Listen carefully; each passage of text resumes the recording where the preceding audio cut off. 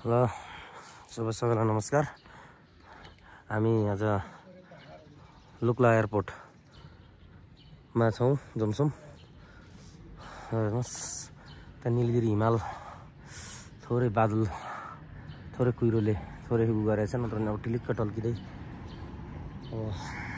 टल्किँदै छ। उता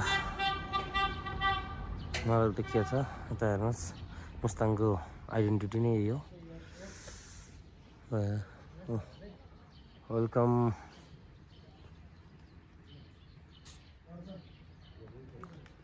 क्लाइम्बिङ रहेछ त्यहाँ चाहिँ, रक क्लाइम्बिङ।